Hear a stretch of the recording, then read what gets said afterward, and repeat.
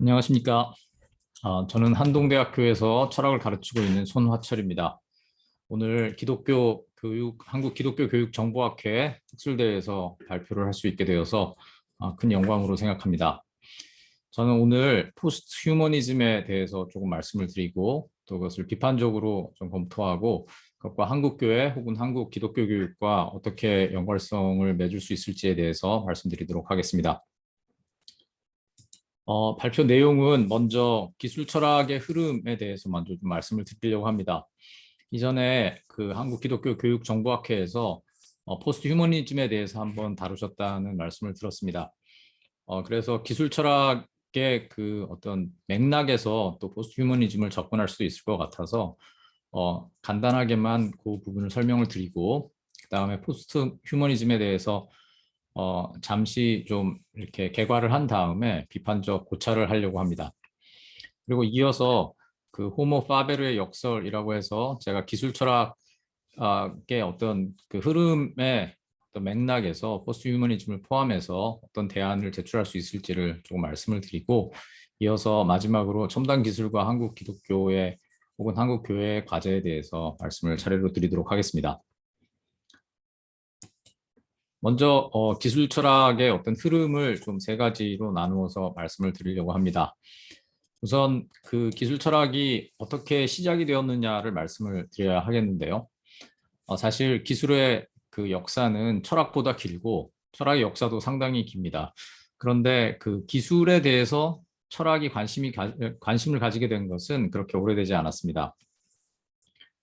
그 이유를 가장 잘 설명해 주는 것이 철학자 한스 요나스가 기술이 왜 철학의 어떤 대상이 되었는가 하는 것을 설명하는 그 부분에 잘 나와 있습니다.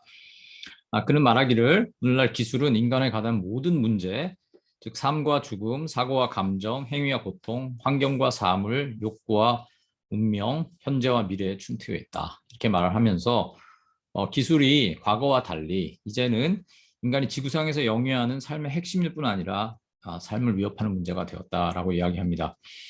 그래서 과거에 기술이 매우 천천히 발전을 하고 그 발전으로 인해서 인간에게 미치는 영향이 무엇인지를 우리가 제대로 인지할 수 없었을 때에는 철학은 기술에 대해서 그다지 관심을 가지지 않았지만 19세기 이래 기술이 엄청나게 빠른 속도로 발전하면서 어, 그 기술로 인한 엄청난 변화들을 사람들이 경험하면서 이 문제가 그 인간의 삶에서 매우 중요한 자리를 차지한다는 것을 알게 되었고 그렇게 해서 기술 철학이 시작된 것이라고 할 수 있습니다. 사실 생각해 보면 기술이 발전을 함으로써 생긴 많은 변화들 중에 가장 중요한 것이 어떤 우리의 사고의 핵심에 있는 혹은 우리의 사유의 핵심에 있는 의미들의 변화라고 할 수 있겠습니다.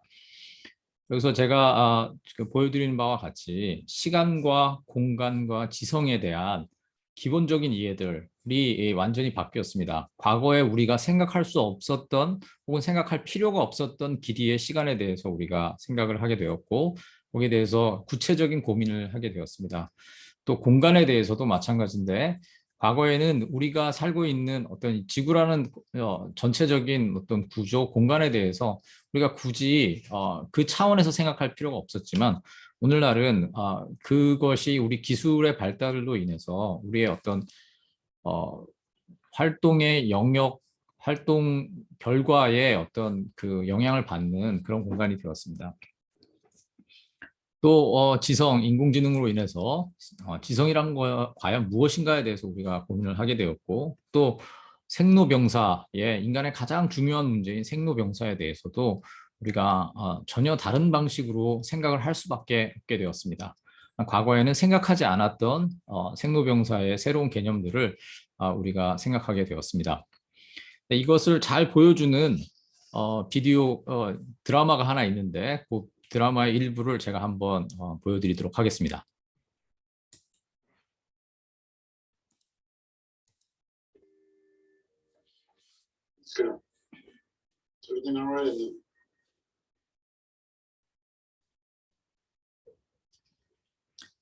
이 여성은 인조인간입니다.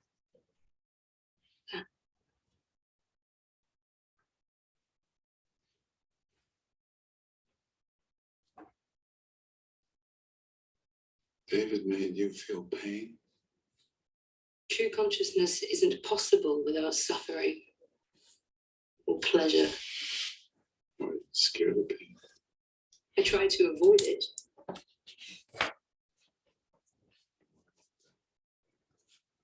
That's the way you think of it. No, I don't fear that, which makes me stronger than any human. You got that the wrong way. You're not worried about dying, you're not really living.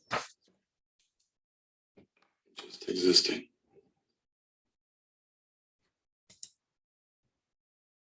또 다른 비디오가 한 장면이 더 있습니다.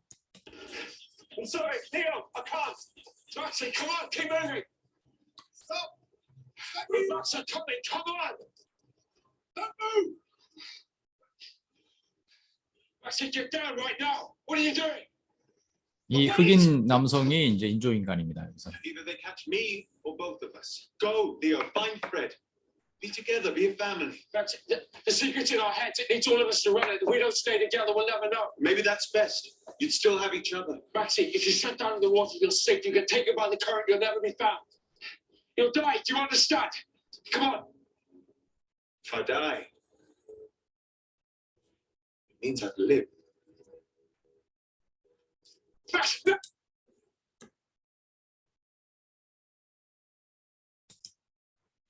네, 이 영상들은 몇 년 전에 영국에서 만든 휴먼스라는 어떤 인조인간, 그러니까 인공지능을 탑재해서 사람하고 똑같이 된 어떤 인간에 대한 이야기를 담고 있는 그런 드라마입니다. 근데 지금 방금 보신 두 개의 영상처럼 이 새로운 존재들의 탄생은 우리로 하여금 의식이라는 게 뭐고, 고통이 뭐고, 고통과 의식의 관계가 무엇인지, 또 산다는 게 무엇인지, 그냥 있는 것과 사는 것이 무엇인지, 또 죽음과 삶이 어떻게 연결되어 있는지 등에 대한 이야기들을 전혀 새로운 방식으로 이해하게 해줍니다. 우리가 죽음을 피하기 위해서 굉장히 노력을 많이 해왔지만, 그러나 죽음이 없으면 삶이 없다라고 하는 이제 그런 생각들, 혹은 고통이 없으면 정말 진정한 의식이 있을 수 없다라고 하는 이런 이야기들이 우리가 기술 발전으로 추구해 오던 것이 궁극적으로 어디를 향해서 가고 있는가에 대한 고민들을 하게 해줍니다. 자, 이런 변화들 때문에, 또 이런 발전 때문에 기술에 대해서 철학이 관심을 가지게 되었고, 그 흐름은 전체적으로 세 가지로 나누어서 생각을 할 수가 있습니다.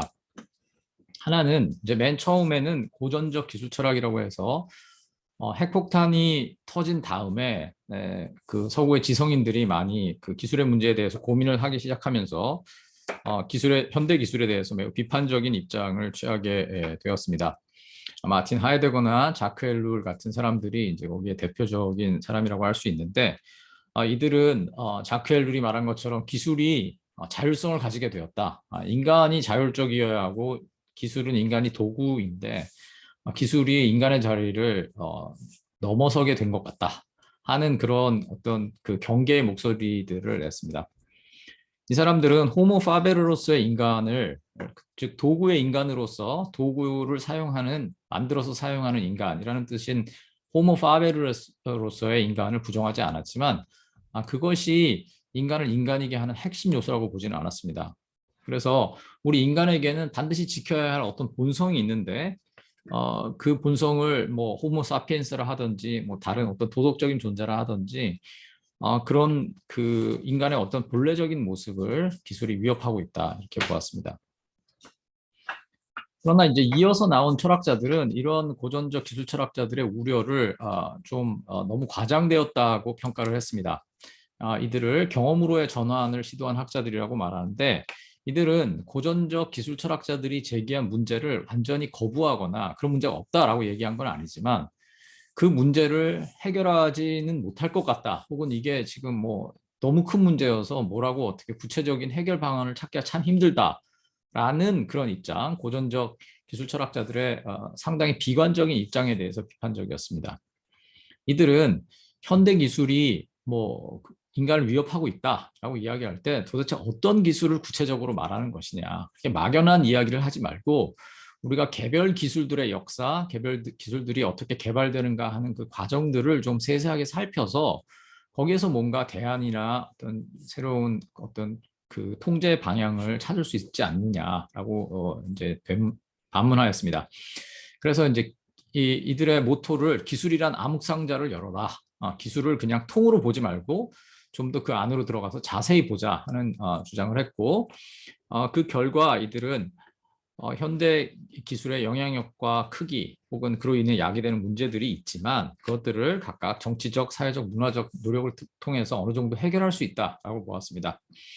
그래서 이들은 기술이 자율적으로 발전하는 것이 아니라 사회적으로 구성되고 또 기술을 민주적으로 통제할 수 있다고 생각을 했습니다.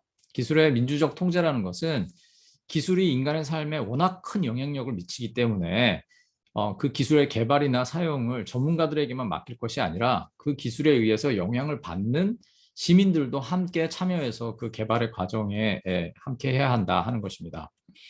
최근에 최근 아닙니다만 몇 년 전에 이제 문재인 정권이 들어서면서 공론화위원회를 해서 핵발전소 특정한 핵발전소의 건립을 건설을 계속 할 것인가 말 것인가에 대한 논의를 한 적이 있었는데 그것들이 바로 이제 시민들이 참여해서 그런 중요한 기술적 문제들에 대해서 함께 논의를 해야 된다 하는 입장을 반영한 것이라고 할 수 있습니다.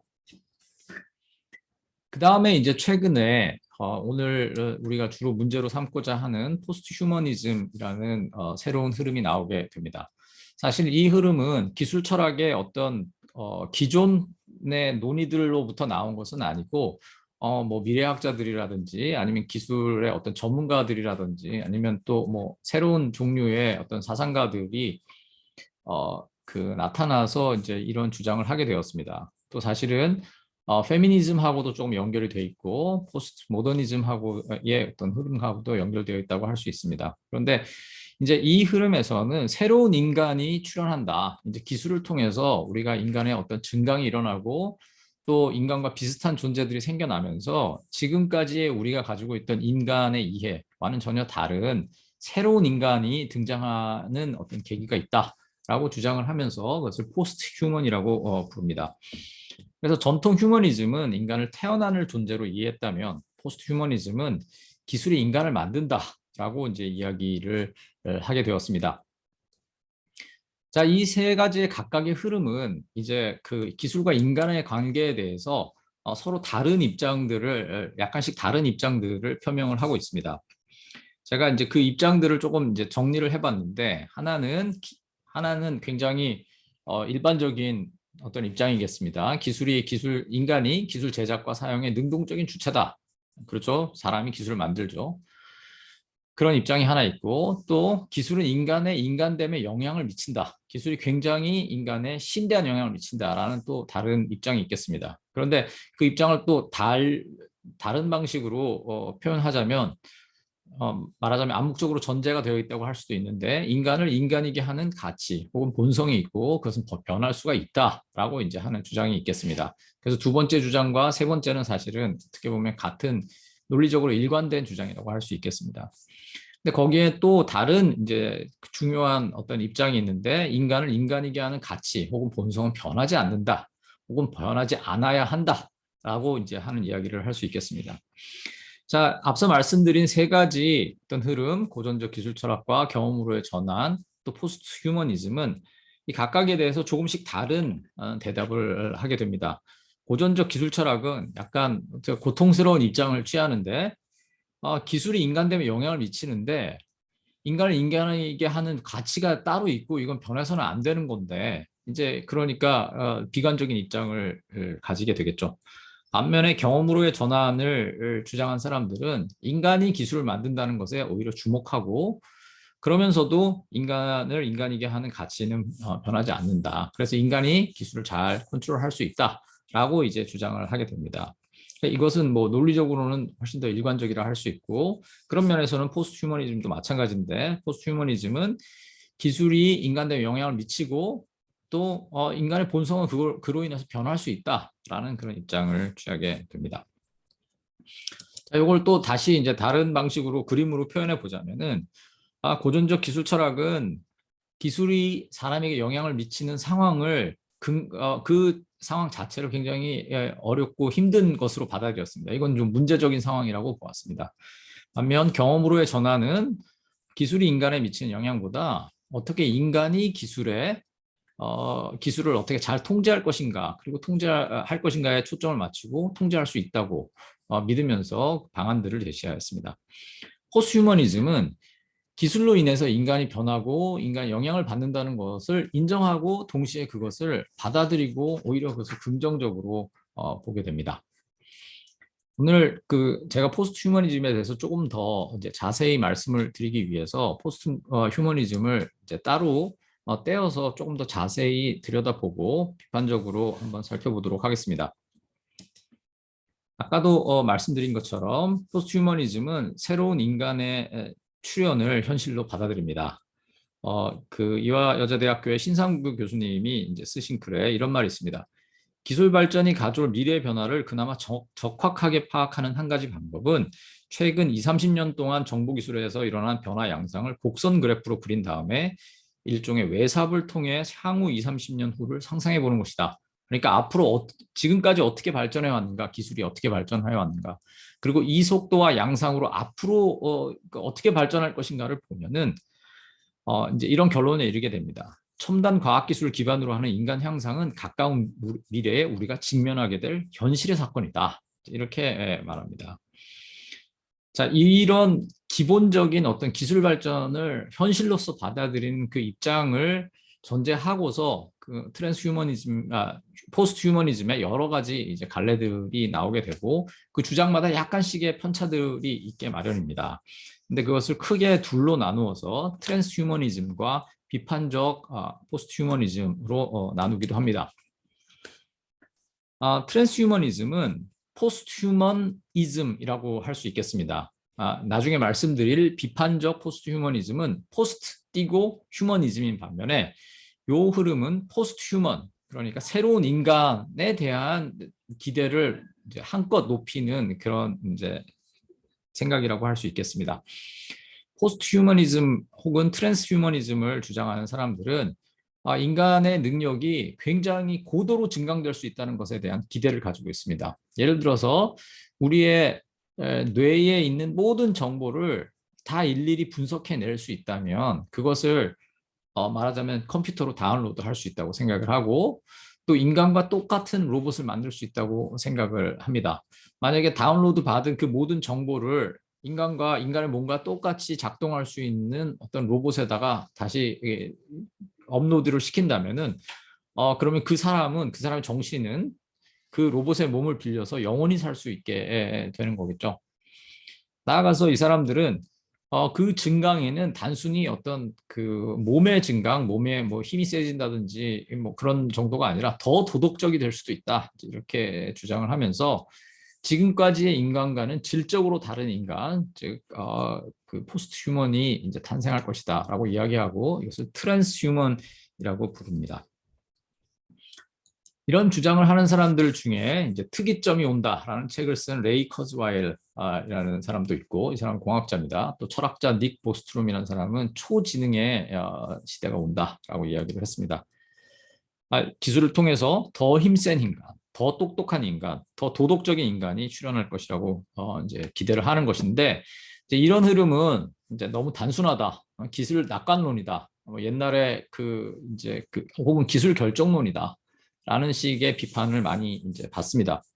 그럼에도 불구하고 이 흐름이 어느 정도 그 유지가 되고 많은 사람들이 여기에 그 매력을 느끼는 것은 실제로 기술 발전이 계속해서 굉장히 빠른 속도로 이루어지고 있기 때문이기도 하고, 이들도 자신들의 그 주장을 과거와는 달리 조금 더 정교한 방식으로 발전해 가려고 노력을 하고 있습니다.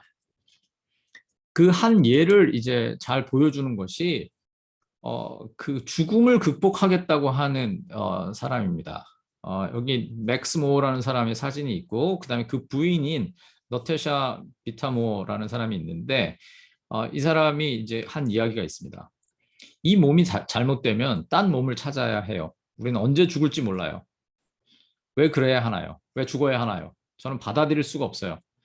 저는 트랜스 휴머니스트로서 죽음에 대해 일고의 애착도 없습니다. 죽음이라면 지긋지긋합니다. 이렇게 이야기합니다. 지금 맥스모가 뒤에 이렇게 지금 서 있는 그 뒤에 있는 그 탱크들은 사람이 죽자마자 그 몸을 급속 냉동해서 넣어놓는 말하는 일종의 냉장고입니다. 어떤 사람들은 몸 전체를 이제 냉동해서 놓기도 하고 어떤 사람들은 머리만 잘라서 위에 냉동을 해서 저 이제 탱크에 넣어 놓습니다. 그래서 나중에 기술이 많이 발전하면 그 머리를 꺼내서 거기에 있는 모든 정보를 다운로드 받아가지고 새로운 몸에다가 업로드를 시켜서 이제 영원히 살 수 있다. 이렇게 생각을 하는 것입니다. 실제로 사람들이 많은 돈을 지불하고 이제 이걸 이런 말하자면 저 서비스를 구입한다고 합니다. 약간 이제 물론 극단적인 입장이긴 합니다만 트랜스휴머니즘의 어떤 한 부분을 잘 보여주는 그런 사례라고 할 수 있겠습니다. 다음으로 다른 흐름이 있는데 이것은 앞선 트랜스휴머니즘이 좀 더 기술 중심적이고 기술로 뭘 이룰 수 있는가에 대해서 초점을 맞추었다면은 이제 비판적 포스트 휴머니즘은 조금 더 이론적이고 어떻게 보면 철학적인 그런 접근입니다. 사람들은 기술의 발전을 통해서 과거에 휴머니즘이 가지고 있던 여러 가지 한계와 문제를 극복할 수 있는 계기가 된다라고 보는 그런 입장입니다. 인간만의 특징이라고 생각되었던 여러 가지 그런 능력들이 있는데 예를 들어서 생각을 한다든지 판단을 한다든지 하는 능력의 일부가 인공적으로 구현이 되면서 기존의 인간의 이해에 대한 도전이 강해진다. 이렇게 이야기를 합니다. 예를 들어서 오늘날 지금 이제 여기 그림을 보여드리는데요. 몇 년 전에 일본의 인공지능 학회에서 자신들의 학술지를 조금 더 대중 친화적으로 만든다고 이제 만들려는 목적으로 이제 이런 그림을 표지를 이렇게 장식을 해 보았다고 합니다. 그러니까 본인들은 인공지능에 대한 이해를 대중적으로 좀 확산시키고 좀 더 친근하게 다가가기 위해서 이제 학술지 표지를 이렇게 만든 건데 엉뚱하게도 이 표지가 나간 다음에 이제 많은 이제 역풍에 부딪히게 됩니다. 왜 이제 여기 나온 만화로 그려진 이 로봇인데 결국 로봇이죠. 뒤에 이렇게 전선이 붙어 있습니다. 인공지능 로봇인 것인데 이 로봇이 왜 여자여야 하냐? 왜 젊은 여자의 모습을 하고 있어야 되냐? 왜 빗자루를 들고 있냐? 뭐 이제 이런 식의 그 논란이 된 것입니다. 그런데 좀 생각해 보면 인공지능 로봇이 만약에 만들어진다면 그 겉모양이 여자일 필요가 없고 남자일 필요도 없습니다. 사실 그게 아무 차이도 만들어내지 않을 것입니다. 왜냐하면 그 인공적인 로봇이기 때문에 거기에 모든 능력들을 똑같이 탑재할 수 있고 그렇다면 그게 남자의 형상이건 여자의 형상이건 별로 상관이 없습니다.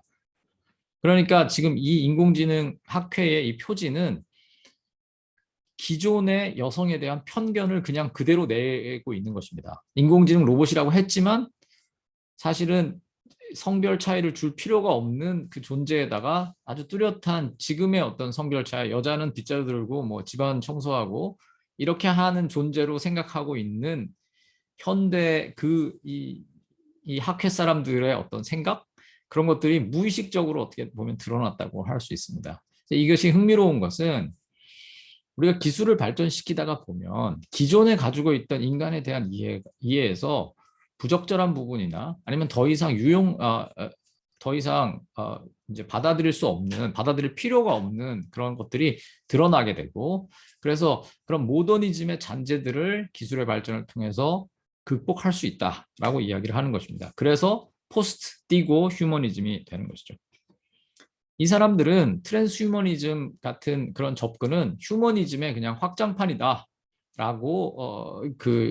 주장하면서 그들을 비판합니다. 그러니까 포스트휴머니즘이라고 불리는 그 흐름 안에도 서로 전혀 입장이 다른 그런 흐름들이 있는 것입니다. 이 사람들은 근대의 근대의 주체 개념을 극복하는 새로운 주체성을 모색합니다. 이제 물론 포스트 휴머니스트라고 부르지는 않지만 이제 이론적으로 연결되어 있는 사상가들이 있는데 예를 들어서 질베르 스명동 같은 사람은 1940년대, 50년대 이미 기술과 인간의 상호 협력적 공진화에 대해서 이야기를 했습니다. 또 브루노 라투어, 요즘에 많이 이야기하고 있는 액터 네트워크 시어리를 주장하는 브루노 라투어도 인간과 비인간의 하이브리드에 대해서 이야기를 합니다. 사실은 이런 이야기는 이미 오래전부터 나왔습니다. 뭐 인간은 사이보그다, 우리는 이미 사이보그다, 이런 주장도 이제 있었죠.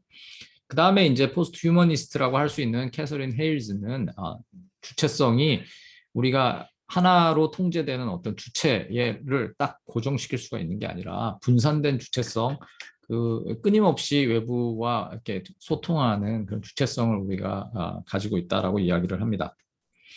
자, 이런 개념들을 가지고 보면 인간의 인간됨이라는 것의 기준을 다시 정의할 수 있다고 이 사람들은 봅니다. 근데 이런 이야기를 하기 위해서는 의식이 무엇인가, 지능이 무엇인가, 창의력이 무엇인가, 이런 것들에 대한 개념을 확장시키고 지금까지 우리가 인간 중심적으로 생각했던 그 모든 것들을 약간 더 확장하고 유연하게 만들어야 된다고 이제 생각을 합니다. 이것이 오늘날 포스트 휴머니즘에서 상당히 이제 인기를 끌고 또 많은 사람들의 공감을 얻고 있는 그런 이론이라고 할 수 있습니다.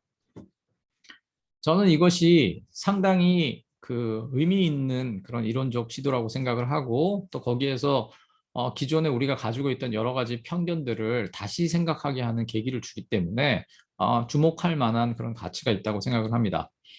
그럼에도 불구하고 이제 기술 철학의 어떤 지금까지의 흐름, 기술과 인간의 관계, 이런 부분을 가지고 포스트 휴머니즘을 다시 보면은 여러 가지 비판할 지점이 있다고 생각을 합니다. 그래서 그 부분에 대해서 조금 말씀을 드리도록 하겠습니다. 아까도 말씀드렸지만 포스트 휴머니즘은 기술 철학의 기존 흐름으로부터는 조금 떨어져서 별도로 제기가 되었습니다. 그러니까 기술 철학이 뭐 좀 단순하게 이야기하자면 핵폭탄의 충격, 산업혁명의 충격으로부터 나왔다고 했을 때 포스트 휴머니즘은 그런 것과는 조금 거리를 두는 경향이 있습니다. 그래서 기술 발전에서 일어나는 위험, 부작용, 문화적 의무론적 변화, 맥락의 변화, 이런 것들이 있는데 이런 것들이 기존의 기술 철학에서는 상당히 중요하게 다루어졌다면 포스트 휴머니즘에서는 이것들을 그냥 원론적 차원으로 대응을 합니다. 그런 문제들이 있는데 그런 문제들은 잘 해결하면 좋겠다, 이렇게 이야기를 합니다. 이 사람들은 기술의 발전을 그냥 주어진 상수로 보고 그것을 승인하고 용인합니다. 기술 발전이 일어나서 이런 일이 일어나고 있다라는 것, 일어날 것이다 라고 이야기를 하면서 그 결과에 주로 주목을 하고, 그 결과, 기술 발전의 결과로 일어나는 일 혹은 일어날 일들을 상정하고서 자신들의 논의들을 이어가는 것입니다. 그런데 문제는 그 기술 발전이 그런 식으로 왜 일어나야 되는가, 일어나도 되는가 라는 식으로는 물음을 제기하지 않는다는 것입니다. 결과적으로 그런데도 이제 또 다른 한편에서는, 그러니까 결과를 중심으로 이야기를 하고 그 과정에서 일어날 일에 대해서는 별로 관심을 가지지 않는데, 또 다른 한편에서는 그래서 그 결과가 좋은가에 대해서 평가도 또 유보를 합니다. 그래서 좋은 기술 발전을 통해서 좋은 세상이 만들어져야 될 텐데 그것에 대해서 너무 협소하거나 아니면 지나치게 열린 태도를 가지는 경향이 있습니다. 한마디로 말씀드리면 그다지 뚜렷한 입장은 없다라고도 이야기할 수 있겠습니다. 트랜스휴머니즘의 경우에는 좋은 세상의 개념이 너무 단순하고 협소합니다. 그건 뭐냐 하면 기존의 기술 발전에서 추구하던 것, 편리한 것, 오래 사는 것, 뭐 죽지 않는 것, 뭐 이런 식의 어떤 막연한 바램들이 그냥 미래에 실현될 것이다라는 것을 주장하면서 결과적으로는 이제 이렇게 되면 부정적 의미의 휴머니즘의 연장선상에 이제 서게 됩니다. 비판적 포스트 휴머니즘의 경우에는 기존의 기술 발전, 기존의 인간론에 대해서는 비판적으로 접근을 하면서도 정작 그래서 지금 이 새로운 흐름이 어디로 갈 것인가에 대해서는 별다른 이야기를 하지 않습니다. 그러니까 차차 가면서 잘 해갈 수 있다. 기존의 지금 억압을 우리가 극복할 수 있다라고 이야기를 하지만, 그래서 포스트 휴먼의 어떤 미래가 어떻게 될 것인가에 대해서는 구체적인 이야기를 하지 않고 있습니다. 마지막으로 포스트 휴머니즘에 대해서 또 비판할 수 있는 것 한 가지는 기술의 어떤 실제 개발의 현장 혹은 현실을 그다지 제대로 반영하고 있지 못하다는 것입니다. 그 얘기는 뭐냐 하면 기술이라는 것이 그냥 딱 만들어지면 어느 순간 뭐 불멸의 어떤 존재 혹은 사람과 똑같은 로봇이 딱 만들어지는 것으로 끝나는 게 아니고 그것을 만들려면 수많은 과정들을 거쳐서 거기에 이르게 되고 그 과정 가운데 여러 가지 부작용이나 시행착오가 일어날 수 있습니다. 또 기술이라는 것을 하나 만들어 놓고 나면 거기서 그냥 끝나는 게 아니라 계속해서 오작동이 있고 사고가 일어나고 외부의 충격으로 인한 그런 변화들을 경험을 하게 됩니다. 그렇기 때문에 기술은 어느 순간에 딱 완성되면은 그냥 영원히 그 상태로 가는 것이 아니라는 것이죠.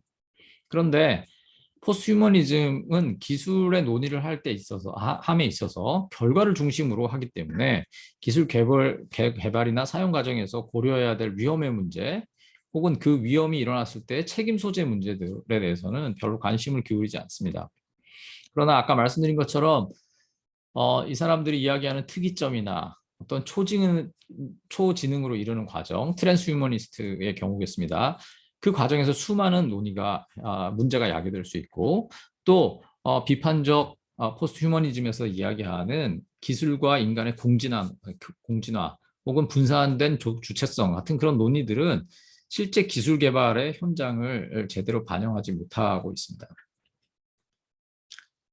네, 이제 이렇게 해서 이제 앞에 기술 철학의 흐름 세 가지를 말씀드리고 그 중에서도 포스트 휴머니즘에 대한 이야기를 조금 더 자세하게 이제 해보았습니다. 이 다음 섹션에서는 이제 호모 파베르의 역설이라고 해서 제가 그 2019년에 낸 책에서 제 나름대로 이 흐름들을 정리하고 거기에 대해서 저의 입장을 이제 제시를 했는데 특별히 인간과 기술의 관계에 대해서 호모 파베르의 역설 이라는 어떤 그 새로운 개념을 가지고 그 관계를 설명할 수 있다고 주장을 했는데 그 부분을 조금 말씀드리도록 하겠습니다. 호모 파베르의 역설이라는 개념을 저는 그 힌트를 월터 옹이라는 미디어 학자이고 이제 신부님이었던 분인데 이분의 구술 문화와 문자 문화, Orality and Literacy라는 책에서 이제 얻었습니다. 이분이 말씀하시기를 기술은 인공적이다. 그런데 역설적이게도 이 인공성은 인간에게 자연스러운 것이다. 라고 이야기를 했습니다. 이제 무슨 뜻이냐면은 사람이 자연에 있지 않은 인공적인 것을 만들어내는 그런 특징을 가지고 있는데 인공적인 것을 만들어내는 그 특징은 인간에게는 매우 자연스럽다라고 하는 것입니다. 그러니까 인간이 자기의 본성을 발휘했을 때 인공적인 것을 만들어낸다는 것입니다. 그게 이제 약간 역설적이라고 해서 이분이 이제 역설적이라고 얘기했는데 제가 그것을 이제 빌어서 호모 파베르의 역설이라고 했는데 거기에 또 다른 한 측면이 있습니다.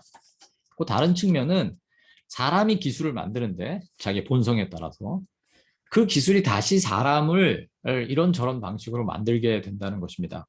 예를 들어서 아까 보여드린 월터 옹이라는 학자는 문자가 만들어지기 전에 사람들이 어떻게 생각했는가, 문자가 없던 구술 문화의 시대에 사람들이 어떻게 생각했는가를 연구했습니다.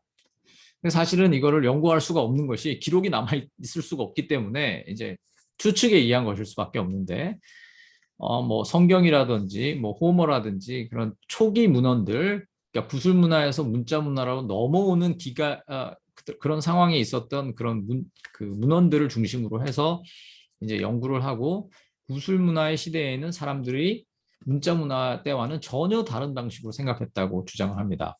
그러니까 예를 들어서 학문 같은 우리가 지금 알고 있는 학문의 그런 영역들은 철학, 수학, 물리학 이런 것들은 구술 문화의 시대에는 도저히 성립될 수가 없었다라고 이야기합니다. 그때는 생각이 굉장히 원형적으로 암기가 굉장히 중요하기 때문에 생각을 원형적으로 하게 되고 그런 상황에서는 어떤 논리적이고 체계적인 학문을 이제 구축할 수가 없었다라고 주장을 합니다. 이 호모 파베르의 역설 개념은 기술이 인간의 통제하에 있을 수 있다는 사실, 그러니까 기술을 어느 정도 통제할 수 있다는 사실, 왜냐하면 사람이 기술을 만드니까요. 그것과 동시에 기술을 단순히 도구로만 취급할 수는 없고 그 기술이 또한 인간에게 상당한 영향을 미친다 하는 것을 인정해야 된다는 부분을 동시에 이제 이야기를 하게 됩니다. 그래서 아까 보여드린 어떤 표와 비교해서 이제 말씀을 드리자면은 호모 파벨의 역설을 받아들일 때에는 인간을 인간이게 하는 어떤 본성이 있다라고 생각하지 않고 인간은 점점 바뀌어 갈 수 있다는 것을 그대로 인정합니다. 그리고 동시에 인간이 기술 제작과 사용의 능동적인 주체이면서 또 기술이 인간에게 충분히 심대한 영향을 미칠 수 있다는 것도 인정합니다. 인간을 인간이게 하는 가치에까지 정말 본성적인 부분까지 기술이 영향을 미칠 수 있다는 것을 이제 인정하는 그런 입장입니다. 그러니까 여기에는 일정한 역설이 거기 들어 있습니다. 서로 모순되는 것을 다시 어느 정도 받아들이는 것입니다. 가장 좋은 예가 사실 문자라고 할 수 있습니다. 다시 문자는 사람이 만든 것이지만 사람의 가장 근본적인 본성을 어떻게 보면 바꾸었다고 할 수 있습니다. 아리스토텔레스가 사람은 생각하는 동물이다 이렇게 이야기를 했는데 그때 아리스토텔레스가 염두에 두었던 생각은 결국 철학하는 능력일 것입니다. 그런데 철학하는 능력은 문자가 없이는 사실 생각하기 힘듭니다. 플라톤 자신이 문자에 대해서 매우 부정적으로 생각했지만 결국 그는 방대한 양의 대화편을 적고 그것을 통해서 서양 철학의 어떤 굉장히 중요한 기틀을 이루었던 것을 우리가 알고 있습니다. 이렇게 기술과 인간의 관계를 호모 파벨의 역설이라는 개념으로 우리가 설정을 하고 나면은 이제 여기에 여러 가지 실천적인 함의가 있습니다. 사실 호모 파벨의 역설은 인류 역사를 관찰하면은 굉장히 자연스럽게 도출되는 결론입니다. 우리가 신석기 시대, 청동기 시대, 철기 시대 이런 걸 구별하는 것처럼 그 시대가 그때 그 시대에 사람들이 철기를 사용하고 청동기를 사용했기 때문에 그들의 문화가 이런저런 식으로 발전했다는 것을 우리가 역사적으로 알고 있습니다. 단지 과거에는 그게 너무 천천히 이루어졌기 때문에 우리가 이제 그것을 느끼지 못하고 우리가 이제 사후적으로 우리가 그렇게 평가를 했지만 이 호모 파벨 역설은 사실 굉장히 새로운 것은 아닙니다. 그런데 그것이 새롭지는 않지만 오늘날 실천적 함의를 가지는 것은 오늘날은 우리가 기술을 매우 빨리 기술이 굉장히 빨리 발전되고 있기 때문에 우린 기술을 개발하고 그 기술이 사람에게 다시 영향을 미치는 그 사이클을 전체적으로 관찰을 할 수 있게 되고 그렇다면 기술을 개발할 때 이것을 개발하면 그 개발의 그 여파가 무엇일 것인지에 대해서 우리가 미리 생각할 수가 있게 됩니다. 그래서 기술을 무작정 개발을 하고 앞으로 계속 나아갈 것이 아니라 그 기술을 개발하는 것이 사람에게 미치는 영향이 무엇이고 그 영향이 과연 궁극적으로 좋은가에 대한 판단을 할 수 있는 여지가 생깁니다. 물론 우리가 미래에 일어날 일을 다 예측할 수 없기 때문에 우리가 뭐 완벽하게 우리한테 좋은 일이 일어날 수 있는 그런 기술만 개발을 하겠다 하는 것은 비현실적이지만 그러나 우리가 상당히 중요하게 생각하는 핵심 기술들을 개발할 때에는 그것이 인류에게 미칠 여러 가지 영향들에 대해서 고민을 해야 되고 따라서 그 기술의 개발에 따라서 생기는 세상이 더 좋은 세상이냐에 대한 어떤 정당화 작업을 할 필요가 있다고 생각합니다. 그래서 제가 그 릭 워렌 목사님의 그 목적이 이끄는 삶에서 제가 패러디를 해서 목적이 이끄는 기술 발전이라는 그 제안을 또 하였습니다. 목적이 이끄는 기술 발전이란 특정한 기술을 개발할 때 그것이 더 효율적이다. 과거 기술보다 더 낫다라는 그냥 그 정도의 그 이유가 아니라 그 결과가 좋다는 것을 우선한다는 의미입니다.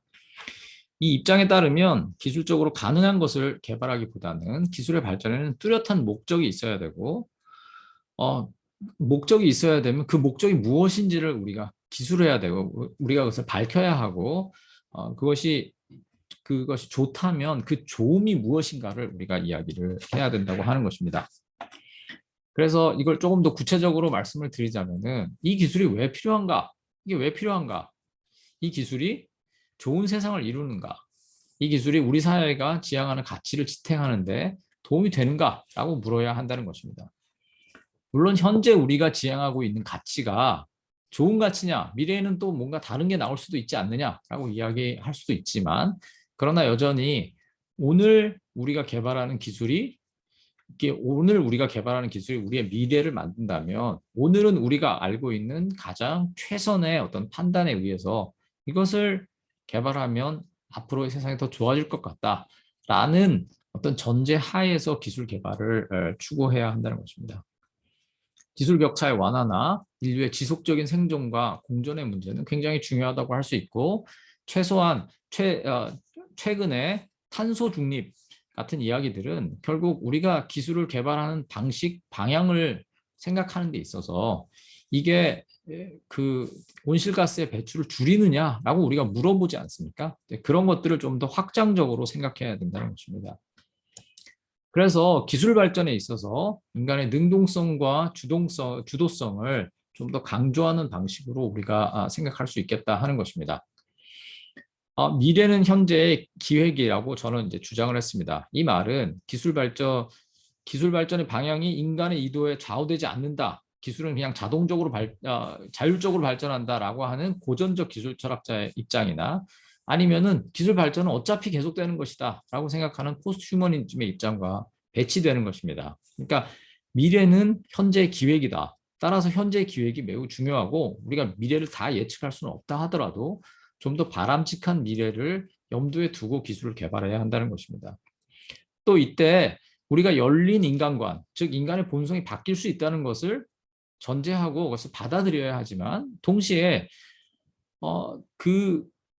그렇기 때문에 앞으로 어떤 일이 일어날지 모르고 우리가 어떻게 변할지 모르니까 그냥 갈 때까지 다 가보자라고 하는 것이 아니라, 여전히 우리가 가지고 있는 지금의 윤리를 가지고 지금의 어떤 윤리적인 판단을 기준으로 해서 가장 최선의 판단을 내려야 한다고 생각합니다. 또 기술 발전의 궁극 목표를 좋은 세상이라고 규정을 하였습니다. 좋은 세상이 뭐냐에 대한 입장은 다 다를 수밖에 없습니다. 그러나 그럼에도 불구하고 우리가 좋은 세상을 추구해야 된다라고 이야기하는 건 뭐냐면, 기술 발전을 정당화하는 논리로 각 사람이 기술 발전을 추구하는 각 주체가 이 기술의 발전이 왜 필요하냐 하면, 이 기술이 이런 세상을 만들어낼 것이고 그 세상이 좋은 세상이라는 것을 이야기하고, 그게 왜 좋은 세상인지를 이야기할 수 있어야 된다는 것입니다. 그러면 결국 기술 개발에 있어서 서로 다른 좋은 세상의 버전을 가지고, 나는 이런 세상이 좋은 세상인 것 같다, 나는 저런 세상이 좋은 세상인 것 같다 라는 것을 가지고 어떤 토론과 합의가 일어나게 될 것입니다. 자, 이제 제가 기술 철학의 3가지 흐름에 대해서 말씀드렸고, 그것을 조금 더 종합하거나 거기에 그 3가지를 좀 아우르거나 비판적인 부분들을 좀 문제가 있다고 생각되는 부분들을 빼고서 저의 제안을 이제 제시했는데요. 그렇다면 기술 철학의 과제가 무엇인가? 일단은 기술 발전의 시간과 공간적인 맥락을 잘 파악해야 된다고 생각합니다. 경험으로의 전환을 주장했던 철학자들이 말한 것을 이제 그대로 받은 것이라고 할 수 있습니다. 또 개별 기술과 연관된 윤리적 담론들이 있는데, 이것들을 실제 기술 설계로 반영하려는 노력이 필요합니다. 많은 경우에 기술 철학의 논의들은 그냥 어떤 사변적인 차원에서 그냥 그 이야기를 하고 여러 가지 가능성을 이야기하고, 이렇다면 어떻게 될까, 저렇다면 어떻게 될까, 이제 이렇게 이야기하는 경향이 있는데, 그러나 저는 기술 철학이 실천 철학으로서의 역할을 담당해야 한다고 생각하고, 계속해서 어떤 제안을 제출하고 그 제안이 어떻게 하면 공학 설계까지 이어질 수 있는가에 대해서 고민해야 된다고 생각합니다. 또 먼 미래에 대한 논의보다는 근미래에 대한 논의를 해야 된다고 생각합니다. 그러니까 인공지능이 완전히 엄청나게 발전돼서 강인공지능이 되면 어떻게 될 것인가에 대한 논의를 거기에 너무 매몰되는 것은 저는 결과적으로는 굉장히 사변적인 것으로 빠지게 될 위험이 있다고 생각하고, 지금 바로 개발되고 있거나 아니면 곧 개발될 예정인 그런 기술에 대해서 기술 철학 논의에 초점이 좀 더 맞추어져야 된다고 생각합니다. 또 인간을 중심으로 한 논의가 이제 이어져야 된다고 생각하는데 그것은 인간 중심주의를 주장한다기보다는 인간이 책임의 주체가 될 수 있다는 부분에 조금 더 초점을 맞춰야 된다고 생각합니다. 네, 이제 마지막으로 첨단 기술과 한국 교회 과제에 대해서 좀 말씀드리도록 하겠습니다. 사실 기술 철학의 여러 논의들에서 그 어떤 교회의 기독교의 논의로 넘어오는 것, 특별히 한국 교회가 처한 상황과 연결해서 생각하기는 쉽지가 않습니다. 그 이유는 한국 교회가 얼리 어댑터로서 지금까지 지내왔기 때문입니다. 한국 교회는 역사적으로 신기술을 받아들이는데 매우 적극적이었습니다. 복음이 들어올 때 신문물과 함께 그 기독교가 들어왔기 때문에 기독교와 신문물을 거의 이렇게 동일시하는 그런 경향이 있었고, 결과적으로 기술에 대해서 특별한 입장이나 경각심을 가진 적이 별로 없습니다. 지금도 교회에 가면 최신의 음향 시설과 가장 좋은 어떤 여러 가지 기술들을 교회에서 사용하고, 지금도 30년 전에 제가 대학에 다닐 때도 동네 교회, 작은 교회 전도사가 되기 위해서도 자동차 운전을 할 수 있었어야 했습니다. 그러니까 이게 생각해 보면 우리 교회는 하여튼 다른 나라 서구의 교회들에 비해서도 기술에 대해서 굉장히 열려 있고 굉장히 적극적으로 기술을 받아들입니다. 또 기술의 어떤 발전으로 인해서 생기는 여러 가지 윤리적 문제에 대해서는 또 별로 관심이 없습니다. 낙태에 대해서 물론 우리가 일반적으로 낙태는 안 된다라는 이야기를 하기는 하지만, 그러나 교회가 교인들의 낙태 비율이 비신자들보다 훨씬 낮지 않습니다. 똑같습니다. 그러니까 교회에서 그거에 대해서 적극적으로 이 문제를 제기하고 거기에 대해서 이야기를 한 적도 없고, 또 옛날에 복제 줄기세법 황우석 사태가 일어났을 때도 개신교회는 거의 아무 말도 하지 않았습니다. 유전자 조작의 문제에 대해서도 별로 관심이 없습니다. 그러니까 이런 어떤 최신 기술이 됐건 좀 더 오래된 기술이 됐건 기술의 문제는 그냥 매우 중립적인 것으로 보고, 그냥 개인적인 차원에서 할 거면 하고 반대할 거면 반대하고 찬성하면 찬성하지만, 결과적으로 기술은 그냥 전체적으로 좋은 것이라는 것에 대해서 별다른 이론을 제기하지 않은 셈입니다. 그런 면에서 아까 여러 가지 입장들과 비교해서 생각을 하자면 포스트 휴머니즘 중에서도 굉장히 낙관적인 입장을 펼친 트랜스 휴머니즘의 입장과 굉장히 유사하다고 할 수 있고, 저는 이제 조금 있다가 우리가 과제를 이야기할 때도 포스트 휴머니즘에 대한 비판이 사실은 교회도 똑같이 받아들여야 될 비판이고 거기에 따른 대안이 필요하다, 이렇게 생각이 됩니다. 즉 포스트 휴머니즘이 기술에 대해서 매우 낙관적인 입장을 가지고 있었던, 기술 진보를 무비판적으로 수용했던 것과 같이 한국 교회도 비슷한 모습을 보이고 있고, 그 부분에 대해서 좀 더 반성할 필요가 있다는 것입니다.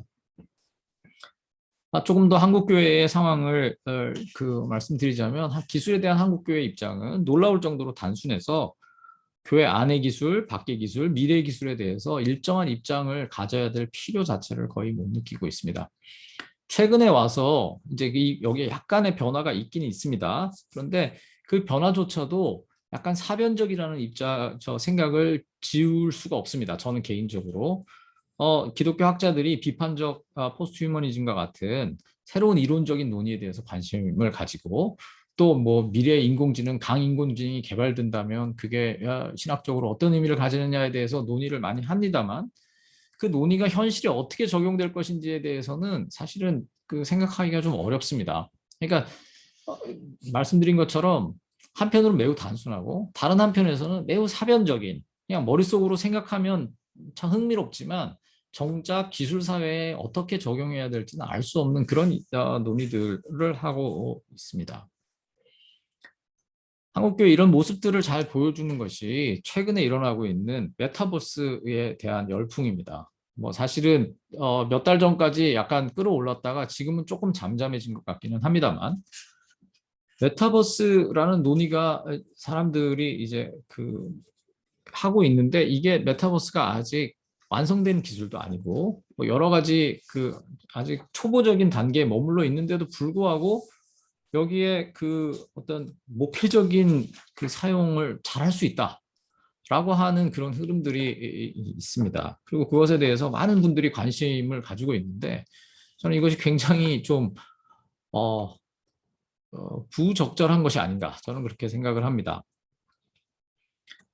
그것보다는 좀 이게 이제 이런 기술, 새신 기술이 나왔을 때 이거에 대해서 좀 검토를 하는 그 이제 노력이 필요합니다. 이게 정말 교육적으로 만약에 이게 교회 학교에서 주일 학교에서 이것을 사용할 수 있다면 도대체 이게 왜 좋고 뭐가 좋은지에 대해서 이야기를 좀 해봐야 되는데 기술의 어떤 현실성에 대한 검토가 없고 신학적 숙고와 검증이 없습니다. 예를 들어서 메타버스가 지금 메타버스는 지금 그 제페토처럼 화면에 들어가 보셨는지 모르겠습니다만 그냥 그 캐릭터들이 이제 폴짝폴짝 뛰어다니는 건데요. 지금 이걸 교회 학교에 도입해야 된다는 것의 중요한 어떤 논거가 뭐냐면 아이들이 좋아한다는 겁니다. 아이들이 좋아한다. 근데 이 정도의 생각을 가지고 신기술을 받아서 교회 학교에 적용할 수 있다고 생각을 하는 겁니다. 아직 무르익지 않은 기술을. 그런데 만약 또 메타버스가 그 좀 더 발전을 해서 고글을 쓰고 가상 세계에 들어가서 뭐 여러 사람들과 함께 만난다고 할 때 거기서 굉장히 그 강조하는 것은 현실감 혹은 몰입감입니다. 그런데 좀 생각을 해봐야 될 것이 도대체 기독교 신앙이 현실감과 몰입감이 기독교 신앙에서 과연 중요한가 하는 것을 좀 생각해 볼 필요가 있습니다. 제 생각에는 기독교는 현실감과 몰입감을 조금 두려워하거나 거기에 대해서 좀 문제로 삼는 경향이 있다고 저는 생각합니다. 우상을 만들지 말라고 하지 않습니까? 우상을 만들지 말라고 하는 것은 내 곁에 하나님이 있는 것처럼 마치 그게 하나님인 것처럼 생각하는 것을 경계하는 것입니다. 보이지 않는 하나님을 믿으라고 합니다. 그런데 그런 기독교에서 옆 사람과 같이 있는 것 같은, 같이 있지 않은데 같이 있는 것 같은, 그 자리에 있지 않은데 그 자리에 있는 것 같은 그런 몰입감과 현실감을 강조하는 메타버스 기술을 그 개발 초기부터 이렇게 열심히 그 도입하려고 노력해야 되는 이유를 저는 잘 알지 못합니다. 네, 저는 그것이 그냥 무슨 어떤 오해에서 기인했다기보다는 그냥 기술에 대한 무신경한 태도 혹은 무분별한 수용, 아까 말씀드린 것처럼 포스트 휴머니즘에서 기술 진보를 무비판적으로 수용하는 그런 태도와 연결되어 있다고 생각합니다. 그래서 이제 기독교회가 혹은 신학자들과 교육자들이 이게 주어지는 과제는 기술 사회에 대한 통찰과 대안을 제시하는 것이 매우 중요하다고 생각을 합니다. 포스트 휴머니즘에 대해서 아까 비판을 할 때 두 번째 비판으로 좋은 세상에 대한 비전이 없다. 이렇게 말씀을 드렸는데 기술 발전과 시대의 변화에 대한 세심한 관찰을 통해서 하나님 나라의 비전이 어떻게 이런 기술 진보를 통해서 실현될 수 있는가에 대한 조금 더 체계적이고 더 심층적인 연구가 필요하다고 생각을 합니다. 그래서 기술사회의 일원으로서 기술사회 안에 교회가 있기 때문에 기술의 발전 방향이 어디로 가야 될 것인가에 대해서 관심을 가지고 거기서 교회가 이런저런 입장들을 표명하고 이런 의견들을 제시할 수 있는 것이 매우 중요하다고 생각합니다. 우리가 이미 가지고 있는 어떤 입장을 사회에다가 갖다가 이렇게 강제로 받아들이라고 요구하는 것에는 굉장히 적극적인 경우가 많은데 거기에 기술 발전처럼 모두가 추구하고 있는 이런 현실적인 주제들에 대해서 이 방향이 모두에게 좋다. 이게 비신자들에게도 좋은 세상을 이루는 일이고 또 동시에 하나님 나라의 정의와 공평과 평화를 이루는 굉장히 좋은 방도가 된다는 것을 좀 더 체계적으로 제기할 수 있는 그런 노력이 필요하다고 생각합니다. 이를 위해서 필요한 것이 기술의 문해력을 확보하는 것입니다. 아까 포스트 휴머니즘을 비판하면서 기술 개발의 현실을 좀 외면하고 막연한 이야기를 하게 되기가 쉽다라고 말씀을 드렸는데 기술이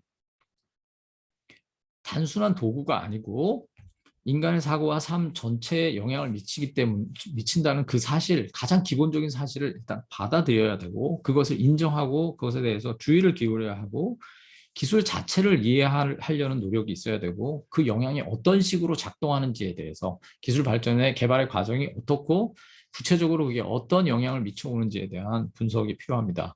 이를 위해서는 기술에 대한 어떤 문해력이 필요하다고 생각합니다. 그냥 막연히 어떤 기술이 개발됐으니까 그걸 갖다가 교회에서 쓰자라고만 이야기할 것이 아니라 도대체 그 기술이 뭐고 어떻게 개발이 되고 어떤 방식으로 사용될 수 있는지에 대한 그런 고민들, 그것에 대한 좀 더 지식을 좀 파악하는 것이 굉장히 중요하다고 생각합니다. 이것을 통해서 특정 기술을 사용할 때 어떤 목적을 가지고 사용할 수 있고 그게 어떤 함의를 가지는지, 또 그렇다면 어디까지 사용하고 어디서 한계를 지워야 되는지에 대한 교회 안에 입장이 있어야 되고, 그것을 사회에 제안할 수 있는 그런 능력도 있어야 된다고 생각합니다.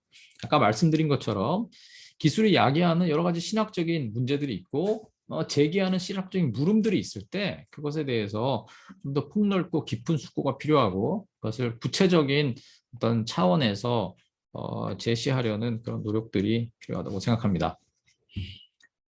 네, 이를 위해서 뭐 여러 가지 연구 주제들을 우리가 생각을 할 수 있겠습니다.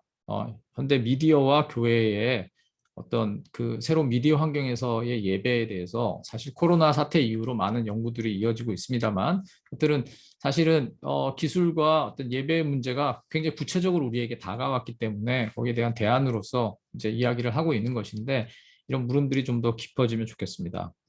또 선교 현장에서 현대 기술이 어떻게 사용될 수 있는지의 문제, 또 4차 산업혁명 시대에 노동이 어떻게 될 것인가, 그 다음에 그렇다면 안식의 문제, 기독교에서 노동과 안식은 굉장히 중요한 주제인데, 어떤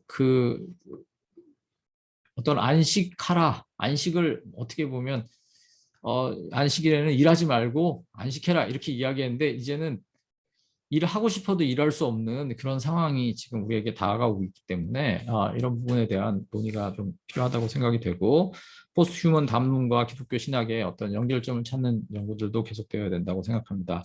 또 최근에 기후 위기의 문제, 또 새로운 의료 기술과 기독교의 관련성에 대해서도 연구할 수 있다고 생각합니다. 이제 결론입니다. 저는 오늘 기술 철학의 이제 흐름에 대해서 좀 말씀을 드리면서 세 가지 흐름이 있고 세 가지로 나누어서 좀 생각할 수 있다고 설명을 드렸고, 포스트 휴머니즘이 가지고 있는 그런 이슈들이 있다고, 문제들이 있다고, 비판적인 포스트 휴머니즘의 어떤 그 단점들 혹은 약점들에 대해서 조금 말씀을 드렸습니다. 또 호모 파벨의 역설 개념을 소개하면서 기술 철학의 어떤 그 논의들을 조금 더 잘 정리할 수 있는 방안이 될 수 있다고 제가 저의 의견을 제출을 하였고, 또 한국교회가 이런 상황에서 어떤 역할을 하고 어떤 과제를 앓고 있는지에 대해서도 제 나름대로의 부족한 생각을 나누었습니다. 네, 저의 발표는 여기서 마치도록 하겠습니다. 요 동영상을 보시고 나중에 6월에 다시 뵙게 될 텐데, 그때 또 유익한 가르침을 주시길 바랍니다. 감사합니다.